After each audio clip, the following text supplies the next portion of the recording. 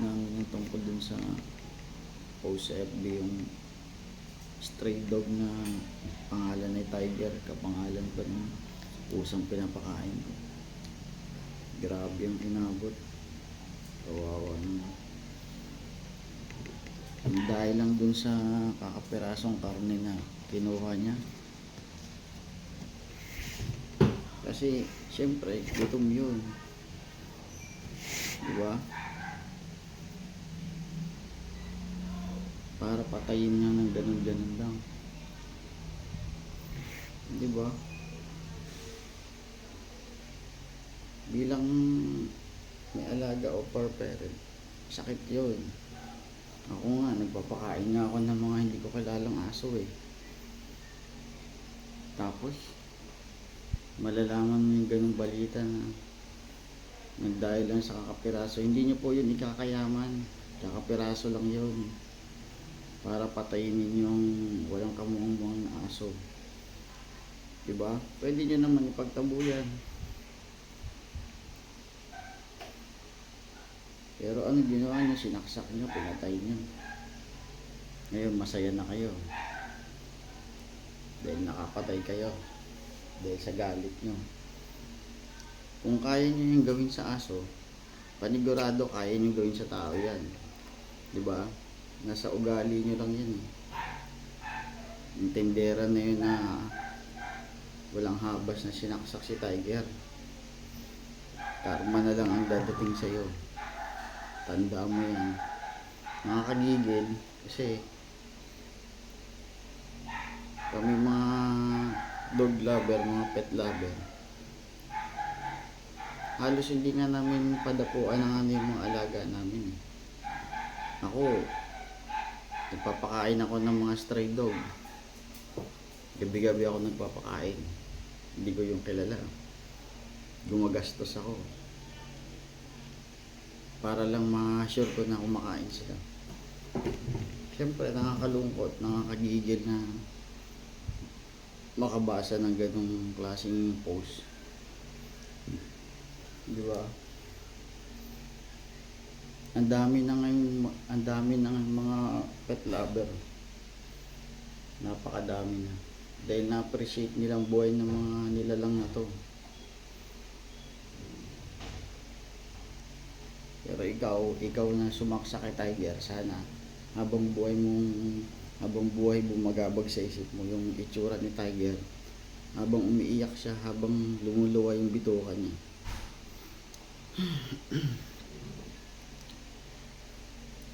Habang kinakaladkad yung bituka niya hanggang sa mamatay siya, sana habang buhay mo yung pumatak sa isip mo. Sana tigil na natin yung pagmamalapit sa mga hayop na to, sa mga stray. Wala naman silang ginawang ano sa inyo. Pwede nyo naman sila ipagtabuyan. Kung ayaw nyo pakainin, huwag nyo nasaktan, diba? Hindi naman sila nakakaabala eh. Mas nakakaabala ang mga tao manghingi sa inyo eh. Nangungulit pa. Tapos eto, diba? Nakita nyo ba yung mga stray? Nakatingin lang. Pag nakikita ko sila sa bayan, nakatingin na sila sa mga bumibili. Kukulbitin ka nila. Siyempre, gutom yan eh. Gutom yan. Tao nga ganun. Oh, chicken, relax. Ganun lang yun. Kaya dapat itigil na natin yung animal cruelty.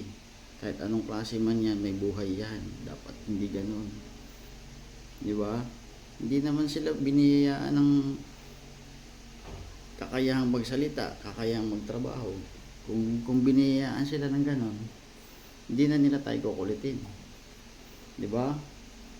Dahil kung hindi yan gutom, hindi yan mangungulit, ganon lang yun. Isipin nyo paragi, may buhay din yung mga yan, diba? Kapag pumalampag ang sikmura niyan, siyempre gagawa sila ng paraan. Tao nga eh, diba? O ano bang ginagawa ng tao? Nagnanakaw din naman ah, dahil no choice sila. So ganon, ibig sabihin pag sa hayop, basta-basta nyo lang papatayin. Oh, ngayon, kung ikaw ginawa mo yun sa hayop, panigurado pag sa tao kaya mo yung gawin. Sana magbago ka na. Tapos sabi, pinakawalan daw kasi kulang daw sa ebidensya. Wala dyo. May CCTV na nga, may nakakita pa. Kulang pa sa ebidensya yun. Grabe naman. Kaya sana po, tigil na natin yung pananakit sa basta-basta na lang pinapatay. Sipin natin palagi, halaga natin buhay nila. 'Di ba? May buhay 'yan, kagaya natin. Tayo lang may kakayahang magsalita, magtrabaho. Kaya dapat tayo ang nag-aalaga. Sila sa atin sila umaasa. Yun lang ang take ko dito. Nagigigil nga ako sa nababasa ko eh. Isang beses nga nag-post ako dun. Winarningan ako ng FB dahil sa gigil ko eh. 'Di ba? Kasi bilang per parent, pamilya yung turing namin sa kanila. Yung mga stray dog na eh, pamilya na turing ko dun, hindi ko naman sila alaga eh. 'Di ba? Ganun ako naging close sa mga ganyan. Sana lahat ng tao, kahit sabihin man natin hindi mag-alaga, pahalagan lang natin buhay nila. Kung ayaw natin silang bigyan, huwag na natin silang saktan. Hindi naman sila mamimilit eh. 'Di ba? Mas nakakaintindi pa nga sila kasi sa tao pag ayaw di ayaw. Tao nga, sinabihan mo na nga huwag, babalik pa ng babalik. Mas ano pang mga aso, mga pusa kaysa sa tao. Kaya stop na dapat yung pananakit niyan. Lagi natin isipin, may karma po yan pagbalik sa inyo. May karma yan sigurado.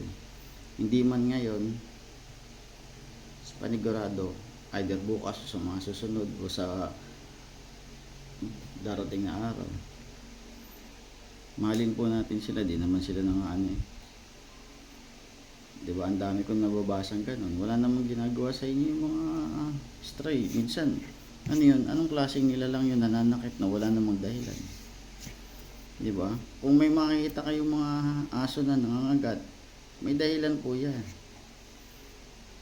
May trauma yan eh, parang tao lang. Kung nabuhay sila sa pananakit, natural, nagiging defense mechanism nila yun. Ganun lang. Tao nga eh, subukan mo kantiin. Diba? Para ganoon lang din.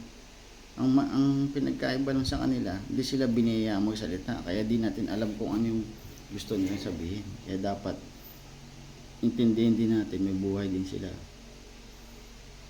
Kaya minsan iniiwasan ko na lang magbasa ng FB. Nanggigigil ako. Nababasa ko. Yun lang. Thank you. Sana bago na yung mga nananakit ng hayop dyan.